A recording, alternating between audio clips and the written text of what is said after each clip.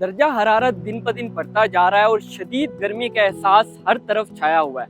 لیکن کیا آپ جانتے ہیں یہ صرف گرمی نہیں ہے بلکہ ہیٹ ویو ہے۔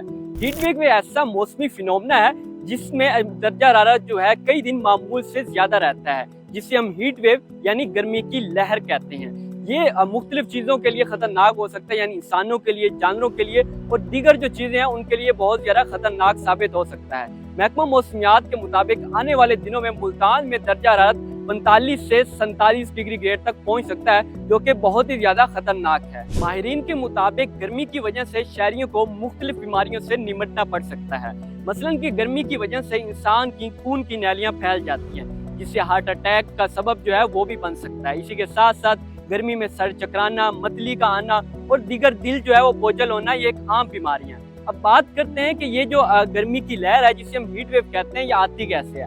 آپ جانتے ہیں کہ کلائمیٹ چینج کی وجہ سے زمین جو ہے وہ گرم ہو رہی ہے، موسمیاتی تبدیلی آ رہی ہے، جس کی وجہ سے زمین گرم ہونے کی وجہ سے درجہ حرارت جو ہے وہ دن بہ دن بڑھتا جا رہا ہے، جس کی مختلف وجوہات ہیں۔ مثلاً کہ جو ہم درختوں کی کٹائی کرتے ہیں، اسی کے ساتھ ساتھ فضائی آلودگی جو ہے وہ اس کی بڑی وجوہات ہے۔ اگر آپ ان بیماریوں سے بچنا چاہتے ہیں تو غیر ضروری باہر نکلنے سے پرہیز کریں، اسی کے ساتھ ساتھ خود کو ہائیڈریٹ رکھیں اور بار بار پانی پیتے رہیں۔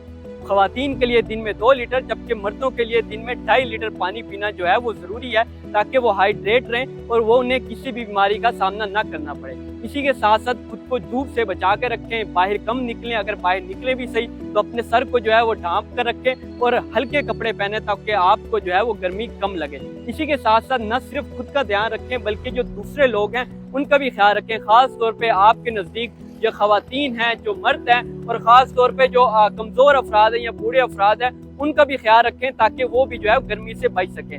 ضلعی انتظامیہ کی جانب سے شہر کے مختلف چوکس پر یہ ہیٹ ویو کیمپ لگائے گئے ہیں، آپ وہاں پہ بھی رجوع کر سکتے ہیں۔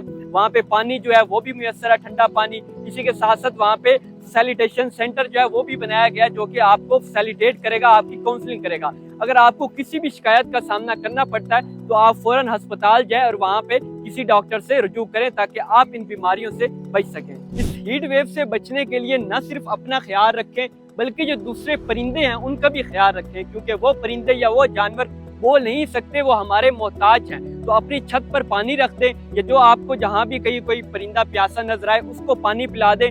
ہیٹ ویو جو ہے وہ ایک سیریس ایشو ہے، خدا را آپ اس کو سیریس لیں اور بہت ضروری ہے کہ ہیٹ ویو کو کنٹرول کیا جائے، کیونکہ موسمیاتی تبدیلی جو ہے وہ تیزی سے بڑھ رہی ہے اور ہیٹ ویو کو کنٹرول کرنا ضروری ہے۔ زیادہ سے زیادہ درخت لگائیں اور زیادہ سے زیادہ کوشش کریں کہ آپ ہیٹ ویو سے بچ سکیں اور خود کا جو ہے وہ خیال رکھ سکیں۔ اسی کے ساتھ اپنے میزبان آفتاب شہزاد کو دی اجازت۔ اللہ نگہبان۔